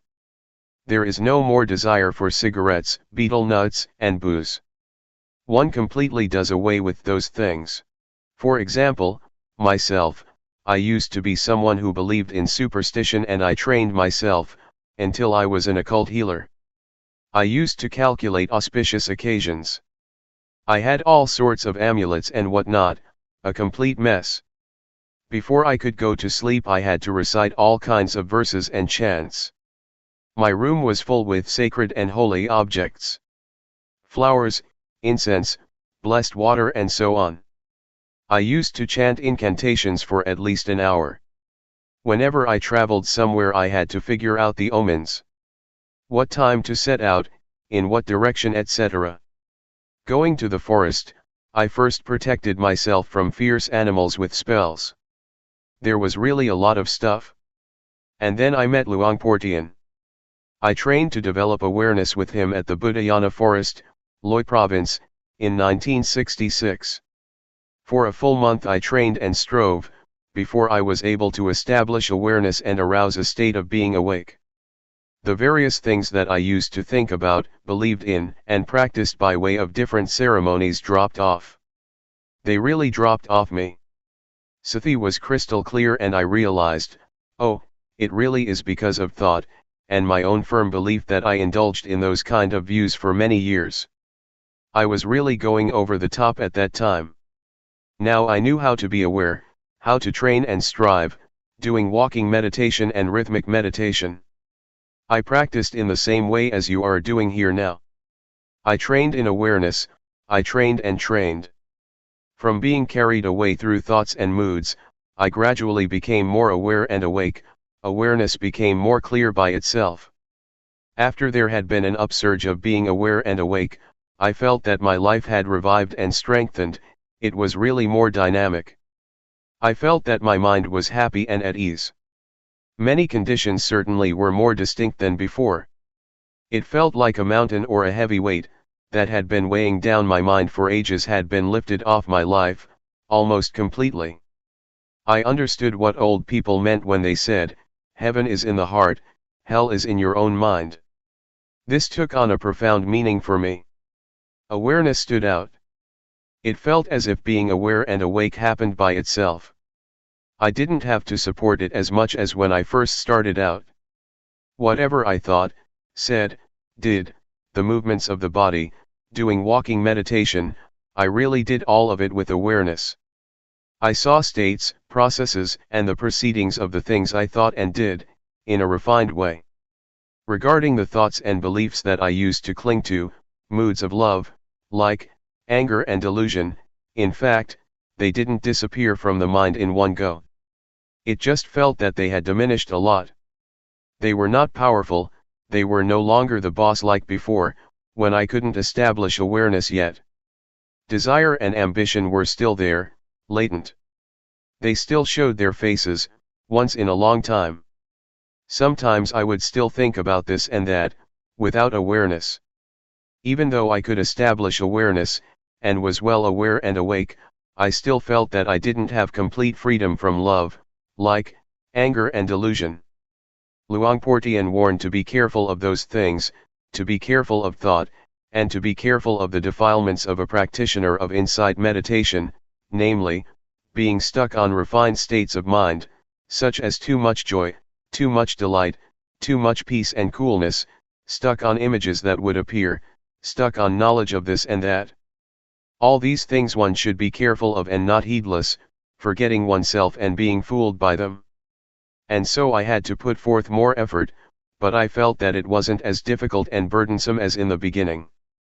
This latter part of the practice could be called working with the mind. For the method I still used the posture of moving the body as a base. This is the sign for fixing on awareness. But now I felt more at ease. I would do the walking meditation in a leisurely fashion, and I would move the hands and arms in a relaxed and agile way. I was aware and saw the existing states and conditions of the body. The movements were very clear. There was no laziness or feelings of wanting to quit. There was no boredom, no uncomfortable feelings or dissatisfaction. And there was no confusion as before, at the beginning. But there were some occasions that my mind thought about things. It would reflect and analyze certain matters. These states would arise on their own. This would complicate things. Some of the things that I would think about I felt were important. For example, I would explain the Dhamma, in my mind, to someone I cared for, such as my friends or my family. Sometimes I would investigate and try to find an answer to a Dhamma question. I felt that each matter that I reflected on was important.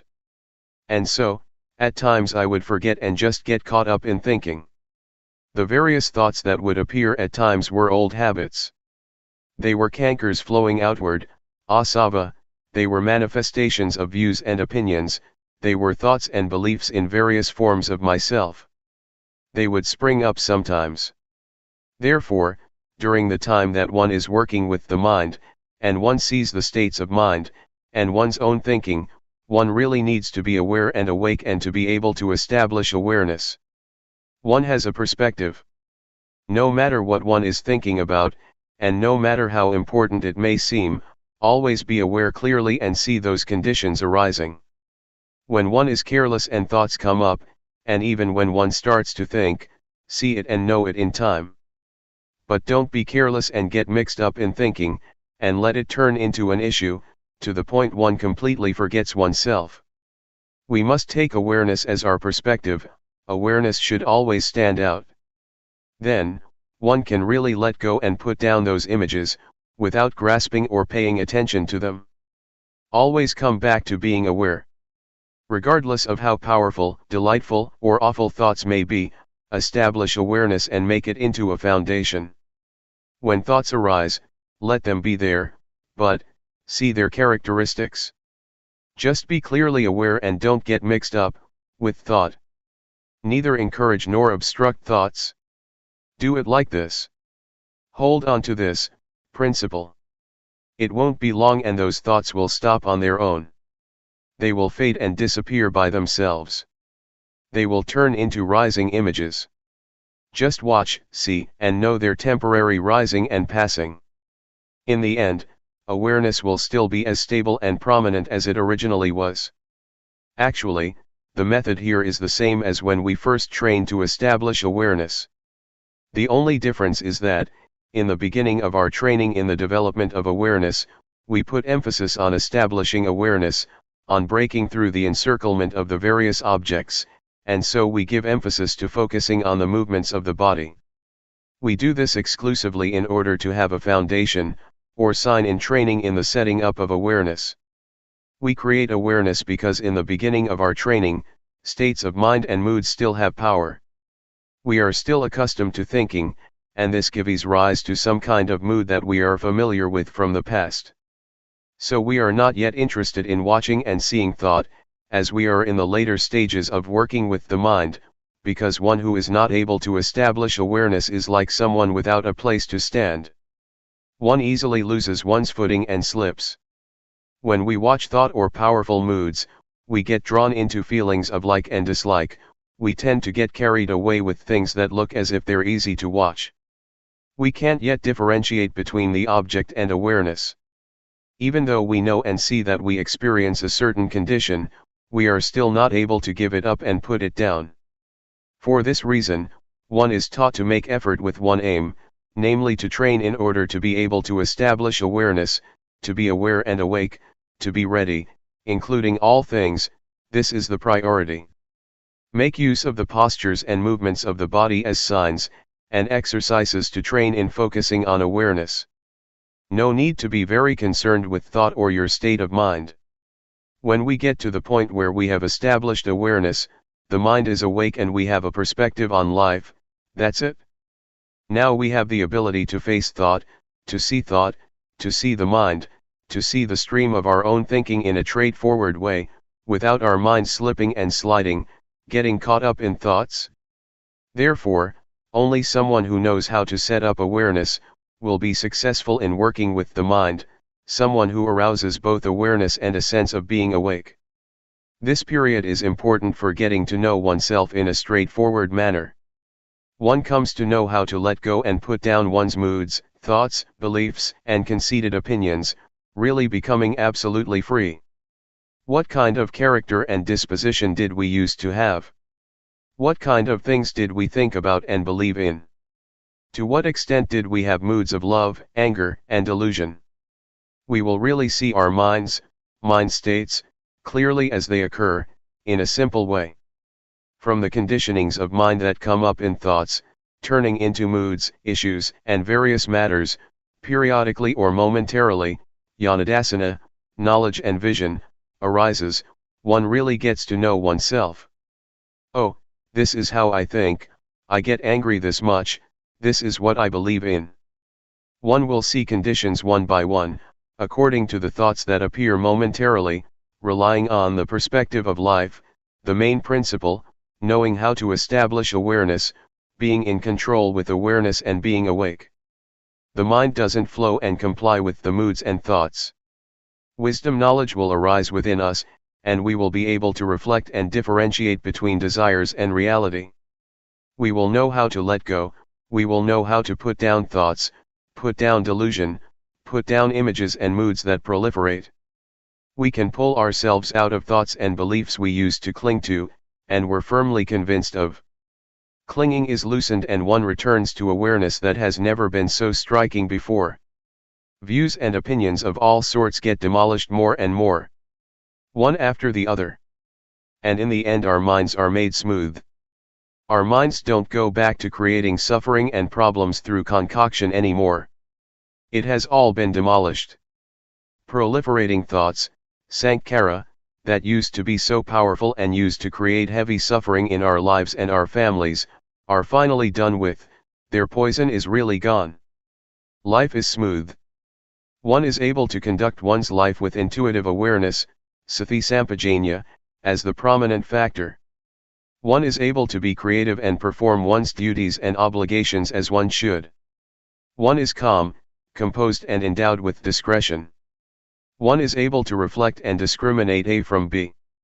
One is really absolutely free and independent. Well, what I've said today was an introduction, and a pointing to a line of practice to train oneself. I have made known the teachings of the Buddha and done the duty of a Buddhist. I have done what a bhikkhu, monk, should do. There is this saying of the Buddha, arogaya paramalabha, being free from disease is the greatest gain. This refers to what I've been talking about, it refers to our lives, it refers to this method of practice. In the old days, the monks would go all over the country, and propagate the teachings on the end of suffering in the marketplace, or wherever many people would gather. It is the highest gain. It is eternal life. I think that I have performed my duty in a complete way, and have satisfied the request of the abbot of this monastery. This talk was given in a branch monastery in the south. May all of you, who have lent an ear, take up what has been said for contemplation, and put the various reflections and perspectives into practice.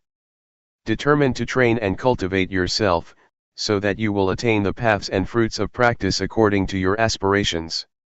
The art of knowing directly. I bow to the Triple Gem, the Buddha, the Dhamma, and the Sangha. I pay respects to the senior monks and all my colleagues in the Dhamma.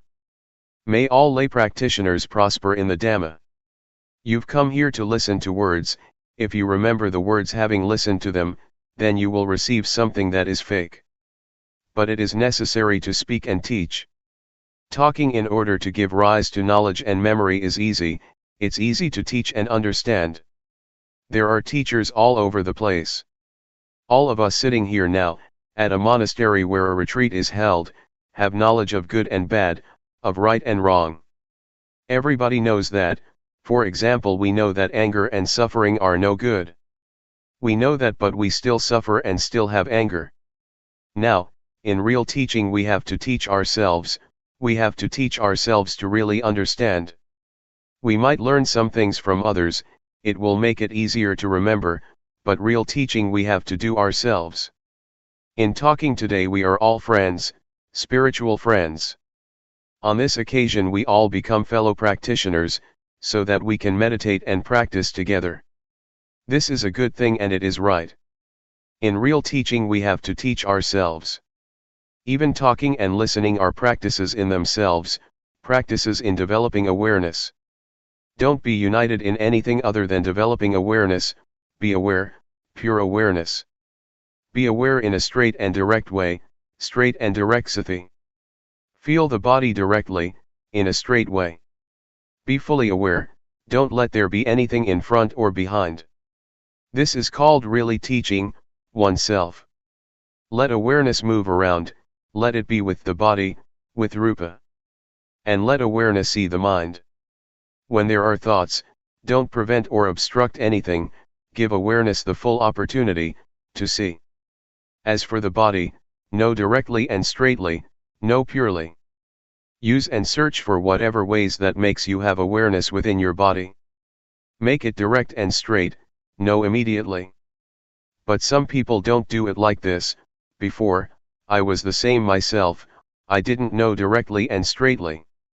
I reserved it and knew other things and there were thoughts. Why do we do it like this? One goes and uses reasoning, figuring out what is right and what is wrong. Like this is right. There is like and dislike. Why do we practice like that? What's the point of knowing this and that? For example, when we are aware, we ask ourselves, am I aware or not? Is this sati or not? Is this kind of knowing, awareness? Or is it thought? Sometimes we're thinking, and we don't know what awareness is, and so there is a division all the time. Reasoning and perceptions of right and wrong come to interfere with practice, and so one doesn't practice fully. No, no, no, no, be aware. When you start off practicing, you shouldn't use reasoning and think about what is right and wrong. Don't do it like that. Know directly, using whatever method that makes you be aware of either the body or the mind. Don't concentrate. Don't think about right and wrong before you experience right and wrong. Don't think about being and seeing before you actually are and see. That's not it. It is wrong when something is wrong, it's right when something is right, you are when you are, and you see when you see. Be aware directly, don't concentrate and don't use reasoning. You shouldn't think, from now on there is no need to think.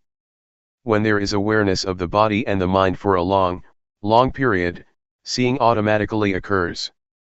This is not called thinking, it is called discrimination, Dhammavidyaya, or orderly reflection, Yoniso manasikara. It differentiates and wisdom knowledge or wisdom arises by itself. This is called practicing directly. For example, we raise the arm or we turn up the hand, just know it directly. Feel your arm moving, feel your hand moving, feel the movements. Actually, this method that we're practicing was different before, in the past it was not practiced as we do now. But Luangpor Teean adapted it, making it more practical. In the past it was called the method moving stopping, in Thai, Ting Ning. One would put the hands on the knees, turn up the hand and think or inwardly recite, moving, Ting, and when a movement would come to an end, stopping, Ning, Ting, Ning, Ting, Ning. They would use it like a mantra, a word to keep reciting mentally. This is not direct, it's not straight. There are still these words that obstruct the immediate experience of the movements. Luangpor Teean developed this method by not having any recitation, just feeling directly, being aware without using words, just feeling. Doing it like this, one knows, knows, knows. The characteristic of feeling is to know specifically, but it is not a poking kind of knowing. One knows, knows, knows, knows, knows. Luangpor demonstrates it at the same time, know like this, don't fix on things. Some people know in a concentrated way, they concentrate and follow the movements, this makes awareness into something with a time span, whereas awareness should be momentary, moment by moment by moment. Doing it like that, it becomes into a practice in tranquility meditation, which it should not be. That may well make one feel uncomfortable and discontented, or stiff in the chest area, sleepy or all tense. To know directly is to know in a cheerful and clear way. Knowing, knowing. In one sequence of movements one knows 14 times. This is pure knowing. Don't let there be any separation, let the quality of knowing really contact the body. Let them really come into contact with each other. When one knows in this way, one will become skilled for sure. When there is experience, experience, experience, for example our hand often comes into contact with something, we are bound to become skilled. I used to be a little bit of an artist as a musician. It is an art in itself to contact with one's fingers the holes of a flute or the hammer of a xylophone. The fingers contact the holes of the flute and the most melodious sound is brought out. But when we push too hard it is a kind of concentration and the sound will not be as good. If we go and count the holes in the flute we can't play well, because the finger movements have to be just right in order to produce the right tone. Being aware and contacting the body directly and straightly, is an art. There is no need for reasoning, know in a pure way. Know in a sober and clear way. When you really make contact with the feeling it is an art, you will be skilled in it, and you will know crystal clear. To really contact and feel the body is not just ordinary knowing, it is development in itself. We might compare it to having a livelihood, when we're not doing it right we waste a lot of energy. When we know the movements through reasoning, through concentrating or by forcing ourselves, then we waste lots of energy. Some people put forth effort, doing both the formal practice of sitting and walking meditation, and their faces go all sour, they're all tensed up, that's too heavy. When we do it in the right way it is not heavy, rather, it is light, comfortable, and we feel cheerful. Doing it like that, one tends to forget the time. But some people force themselves too much, that's neither straight nor direct. Awareness is happiness and justness from the beginning, it sorts things out for us by itself, and it makes one feel and recollect clearly, step by step. Be in the middle, watch inside as well as outside, don't go in, don't go out. When I was a kid, I used to go with my mother to plant melons and beans. When the rains would start and my mother would plant the seeds, she used to say, "If people eat it, it is merit, if birds eat it, it's a gift, if birds eat it, it is merit, if people eat it, it's a gift." This attitude makes one feel at ease. But without this attitude, we may do things thinking this way and that about making a profit or making a loss. This is wasting energy. Sometimes we even count the days, I've practiced so many days already, and I still don't have any knowledge. Some people do know, it's so easy for them. One gets bogged down in thought like this and one cooks things up. The result is that it is our thinking, our delusion that is practicing Dhamma. We practice but we still get deluded. We know and then we don't know, we stay with the knowing and then we are without the knowing, we're doing it wrong and then we do it right. When one is caught up in thought, how is one going to see thought? It is like being inside a cave. When I first started to practice, Luangpor Teean told me to go inside my hut and said, "Close the door." "It's closed, Luangpor." He asked, "Do you see outside?" "I don't." "What do you do in order to see inside as well as outside?" "Open the door, Luangpor." "All right, open the door." I opened the door and stood in the middle of the entrance. Luangpor Teean asked, "Do you see outside?" I said yes. "Do you see inside?" "Yes." "This is the way to do it like this." Having said that, he disappeared. What does it mean? It means to know directly. Don't be caught up in thought, don't go for it, don't be it. Don't be the one who is wrong or right, the one who gets or doesn't get. If it is like that, it's like there is a screen preventing us from seeing, there is no directness, no straightness. There is no openness and nothing is revealed. Just awareness, not wanting, not being. Try it out, knowing directly. Take one step at a time. Know directly, don't figure out what is right and wrong, don't go for attaining and not attaining, there is nothing to attain, there is nothing to not attain. There is nothing right and there is nothing wrong. If there is just pure awareness, there is no right and wrong, there is no knowing, and there is no not knowing, there is only just pure awareness. Give awareness the full opportunity. Just as with planting rice, if we don't plant it well, it won't come up. It's the same with chilies, eggplants, and fruits, they need to be planted properly. But if we know how to plant these things, it will be just right and there will be a balance, the roots will sprout and the plants will establish themselves. If we plant them in the wrong way, the roots won't flourish and they may break, the wind blows and they shake about. We have to keep replanting them, and the end result is that they don't grow well. Try it out. I'm teaching you, so that you will practice, I'm not talking just to give you information. We have come here and so we must try and practice. Practice directly and straightly. At one time I returned from Singapore, and I stopped over at Hat Yai, south of Thailand. Somebody brought a Westerner to see me.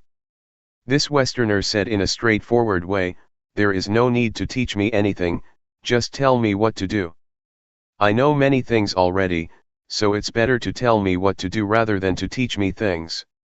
What do you think of that? I feel that that is very good. So I told him how to start. Kamma means action. It means to feel. Do you know the movement of turning up the hand? Do you know the movement of raising the arm? No, no, and no. I had him practice like this for half an hour, and after that I showed him how to do walking meditation. Know every step that you walk. Whenever he took a step, I knocked him with my hand on his arm, no like this, no like this. Knowing, knowing, feeling. I had him walk for half an hour and then called him over, and let him do the rhythmic meditation in the sitting position again. He got into contact with sati, with awareness of the body. I asked him, just now, you were aware of the body, did your mind think of other things? No. One is right here, one knows right here. Have you ever known like this for a long time, let's say for a whole day? Never. What about 1 hour? No, never. He just learned about this now. This is how I taught. This point is the point that we, as Thai Buddhists, are lacking in. We are not lacking at other points, it is this point. This is the point where Buddhism comes into being. The Buddha, Dhamma, and the Sangha arise right here, that is to say their qualities. We have to give rise to them right here, this is their birthplace, the birthplace of the state of being Buddha that knows, that goes in and knows. Don't destroy this state. And so we have opportunities, we have places such as this one, it is not as if we practice because it is the fashion. We don't advertise that we do anything else.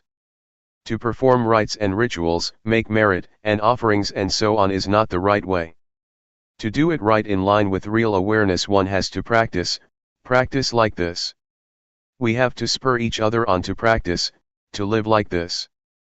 The activities of Buddhism have to start off with this method, we can't deny it.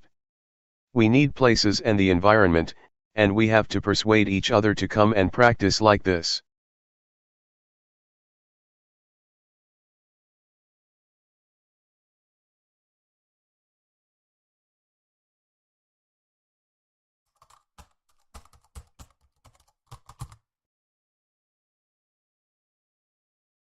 May all beings be at ease.